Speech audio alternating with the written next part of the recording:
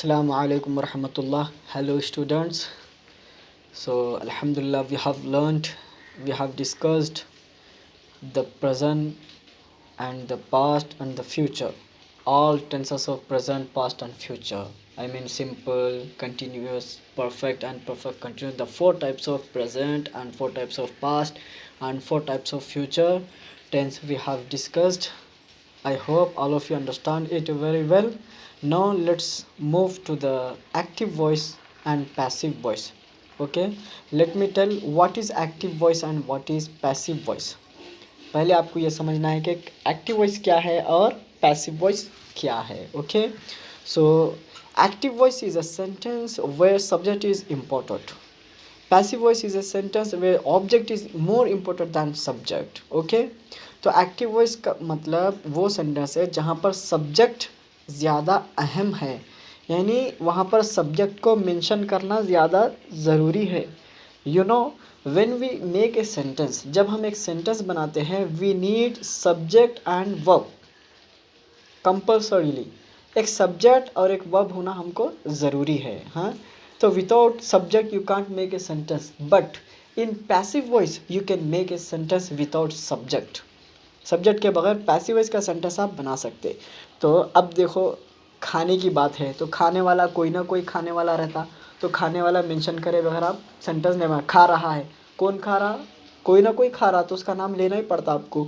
तो he is eating, she is eating, you are eating, I eat, you eat, I have eaten, you have eaten. ऐसा आपको sentence बनाना रहता, तो वहाँ पर सब्जेक्ट रहता ही रहता. तो क्या खाए वो कभी बोलते आप, कभी नहीं बोलते. तो I have eaten a mango. हाँ, अब आप जैसो सवाल करें, do you have you eaten my food, have you eaten mango, तो उस वक्त आंसर में आप क्या है, just yes I have eaten बोल देते आप. आई हैव ईटन मैंगो नहीं बोलते, मगर आई हैव तो बोलना ही बोला इसको. ओके, तो आई हैव ईटन. तो सब्जेक्ट को क्या है, सेंटेंस बनाते वक्त एक सब्जेक्ट का होना क्या है, ज़रूरी है.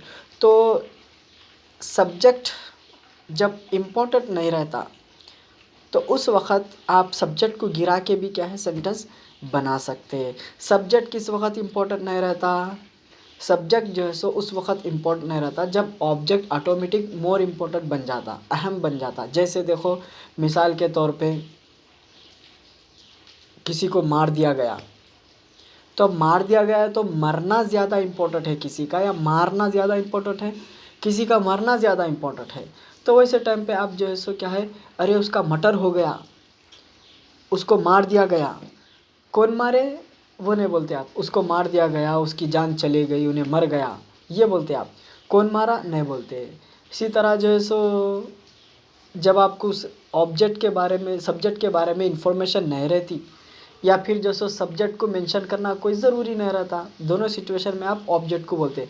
ऐसे देखो, लोग आप बोल रहे, तो ऐसा कहा जा रहा, ऐसा सुनने में आ रहा, कौन बोल रहे नहीं मालूम आपको, या फिर जो सो वो मेंशन करना कोई ज़रूरी नहीं है, तो ऐसा सुने में आ रहा, कहा जाता है कि, हाँ सुना गया है कि, ऐसा बोला जाता है कि, बोल के आपको बोलना रहता. तो ये तमाम सिचुएशन में आपको पैसिव वॉइस यूज़ करना रहता. ओके, तो पैसिव वॉइस में ऑब्जेक्ट में ज़्यादा इंपॉर्टेंट रहता. तो ये पैसिव वॉइस का, active voice and passive voice क्या है, एक ख़ास चैप्टर है इंग्लिश का. एक्टिव वॉइस तो वही है जो हम अब तक सीखे, यानी all the tenses are in active voice that we have learned. वो तमाम टेंसेस जो हम सीख चुके हैं वो एक्टिव वॉइस में हैं. जैसे सिंपल प्रेजेंट में बोले थे आप, आई राइट अ लेटर, और सिंपल पास्ट में बोले थे I wrote a letter, future में I will write a letter. तो ये सब एक्टिव वॉइस है. ये क्यों, वहाँ पर सब्जेक्ट को मेंशन किया गया है, और सब्जेक्ट क्या है, पहले बोला गया है. ओके, अब पैसिव वॉइस में थोड़ा चेंजेस रहते हैं. पैसिव वॉइस का तरीक़ा अलग है. वो कैसा तरीक़ा है, okay, move on, let's talk about it. चलो आगे बढ़ते हैं और उसके बारे में बोलते हैं. Passive voice is a sentence where object is more important than subject. ये तो समझ में आ गया. पैसिव वॉइस में क्या है, ऑब्जेक्ट सब्जेक्ट से ज़्यादा इंपॉर्टेंट होता है. The changes when active voice changes into the passive voice. जब एक्टिव वॉइस को पैसिव वॉइस में चेंज करते हैं तो क्या क्या तब्दीलियाँ आते हैं, क्या क्या चेंजेस होते हैं. Subject object replacement. हाँ, तो subject object replacement means subject को ऑब्जेक्ट की जगह पे रख दिया जाता है, ऑब्जेक्ट को सब्जेक्ट की जगह पे रख दिया जाता है. सब्जेक्ट को हमेशा मेंशन करना ज़रूरी नहीं रहता, सब्जेक्ट की प्लेस पे ऑब्जेक्ट को कंपलसरी रखना रहता है। यानी ऑब्जेक्ट जो है mango, I eat a mango बोले तो मैंगो को पहले बोलना, आप आई को बाद में कर देना, तो बोलना ही नहीं, दो में से एक। ऑब्जेक्ट को क्या करना, सब्जेक्ट की जगह पे रख देना। तो आई ईट अ मैंगो की जगह पे मैंगो बोल के अ मैंगो पहले बोलना रहता आपको। ओके, तो वो सब्जेक्ट की प्लेस फर्स्ट प्लेस है। हाँ, क्वेश्चन में वाट के बाद बोलना रहता आपको। हाँ, ओके, उसके बाद तो सब्जेक्ट की जगह पे आपको ऑब्जेक्ट रखना है। फिर only third form of the verb is used. Second change क्या है, third form of the verb आपको यूज़ करना रहता। आप प्रेजेंट सिंपल में, प्रेजेंट कंटिन्यूस में, प्रेजेंट परफेक्ट में, प्रेजेंट परफेक्ट कंटिन्यूस में और पास्ट में, फ्यूचर के ऑल टाइप्स ऑफ टेंसेस में आप क्या करें, सिचुएशन के हिसाब से कभी V1 यूज़ करें, कभी V2 यूज़ करें, कभी V3 यूज़ करें। हाँ, परफेक्ट में आप हमेशा V3 यूज़ करें, मगर सिंपल में सिंपल प्रेजेंट हो या सिंपल पास्ट हो या सिंपल फ्यूचर हो, आप V3 यूज़ नहीं करें। सिंपल प्रेजेंट में V1 यूज़ करें, जैसे आई राइट। सिंपल पास्ट में V2 यूज़ करें, आप आई रोट। सिंपल फ्यूचर में भी आप V1 ही यूज़ करें, आई विल राइट। V1 है ना, वो first form of the verb है ना। हाँ, कंटिन्यूस में V1 यूज़ करें आप ING के साथ। ओके, तो एक्टिव वॉइस में डिफरेंट टाइप के फॉर्म्स यूज़ होते हैं, यानी कभी V1 यूज़ होता, कभी V2 यूज़ होता। इसके बारे में डिटेल्स आप सीख चुके हैं, कहाँ कौन सा यूज़ होता आप पूरे टेंसेस में पढ़ लिए। अब पैसिव वॉइस में आपको क्या करना है, always you have to use only third form of the verb in all tenses, though it is simple present, simple past, simple future, continuous, past continuous, future continuous और पास्ट परफेक्ट, फ्यूचर परफेक्ट और present perfect.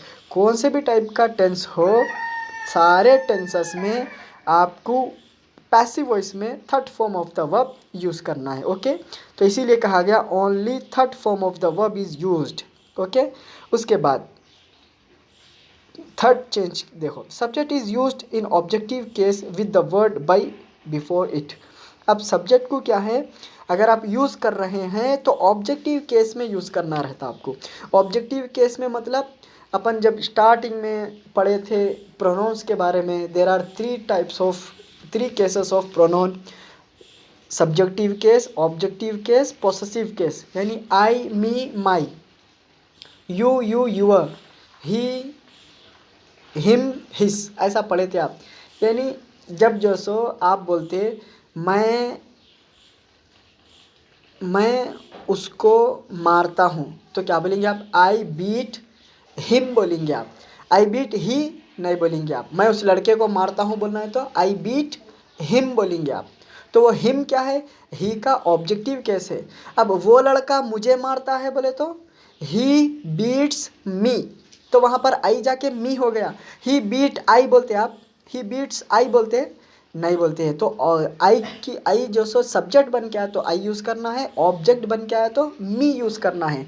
तो जब आप replacement करते, subject को object की जगह पे रखते, तो सब्जेक्ट को सब्जेक्ट की शक्ल में नहीं रखना है, क्योंकि सब्जेक्ट को ऑब्जेक्टिव शक्ल देना है। यानी आई है तो मी बना देना, यू तो यू ही रहता ऑब्जेक्ट में भी, अगर ही है तो हिम बनाना, शी है तो हर बनाना, दे है तो देम बनाना, वी है तो अस बनाना। ओके, तो नीचे दिया देखो मैं, और with the word by before it, उससे पहले आपको बाई भी यूज़ करना रहता। ओके, तो बाई आई, बी बाई मी, तो बाई आई क्या हो जाता, बाई मी हो जाता, बाई वी बाई अस हो जाता, बाई ही बाई हिम हो जाता। देखो बाई इट, यानी बाई के साथ जब आप वी से पहले बाई यूज़ करते तो बाई अस हो जाता उन्हें, बाई ही से पहले बाई आया तो बाई हिम हो जाता, इट से पहले बाई आया तो बाई इट इच रहता, बाई यू से पहले बाई आया तो बाई यू सेम रहता वो, बाई दे से पहले बाई आया तो बाई देम हो जाता। ओके, बाई शी क्या हो जाता, बाई हर हो जाता। तो ये चेंज होता। सो मैं पहले सब्जेक्ट रखा, उसके बाद फिर वो सब्जेक्ट का ऑब्जेक्टिव केस रखा मैं। ओके, यहाँ पर जो दिखाई दे रहा ये क्या है, बाई आई क्या हो रहा, बाई मी हो जा रहा। इसी तरह बाई यू हो जा रहा। इस तरह बाई वी क्या हो रहा, बाई अस हो जा रहा। बाई दे क्या हो जा रहा, बाई देम हो जा रहा। बाई ही क्या हो जा रहा, बाई हिम हो जा रहा। बाई शी बाई हर हो जाता। ओके, तो बाई इट इच रहता। तो ये बाई शी बोल के आप जब सेंटेंस बनाते पैसिव वॉइस का, तो बाई आने के बाद शी नहीं बोलना, बाई हर बोलना। सर आप बाई आने के बाद ही नहीं बोलना, हिम बोलना। ओके, तो वो आपको बताया जा रहा है इसमें। ओके, हाँ, तो ये था आपके जो है सो कॉमन चेंजेस है ये। हर, चाहे वो पैसिव वॉइस सिंपल प्रेजेंट का हो या पैसिव वॉइस, ये पैसिव वॉइस में भी पूरे टेंसेस आते, प्रेजेंट पर अलबत्ता simple present, present continuous, present perfect, और past simple, past, past continuous, past perfect, simple future, future continuous, future perfect, इन सब का पैसिव वॉइस भी आता। जैसा आप एक्टिव वॉइस के ऑल टेंसेस सीखे ना, वैसा पैसिव वॉइस में भी ऑल टेंसेस आते। लेकिन जो चाहता है present perfect continuous, past perfect continuous, future perfect continuous, ये लास्ट वन का पैसिव वॉइस नहीं आता। ओके, तो हम जो है सो अब passive voice of simple present, अब एक एक की तफसील हम अलग अलग सीखेंगे। तो अब जो चेंजेस बताया मैं, वो चेंजेस कॉमन है, यानी हर टेंस में आपको ये चेंजेस फॉलो करना है। ये 3 चेंजेस कौन से? एक जो सो सब्जेक्ट ऑब्जेक्ट रिप्लेसमेंट, यानी सब्जेक्ट को ऑब्जेक्ट की जगह पे, ऑब्जेक्ट को सब्जेक्ट की जगह पे रखना, और third form of the verb use करना। Always you have to use third form of the verb, ये सेकंड चेंज, ये भी आपको हमेशा फॉलो करना है।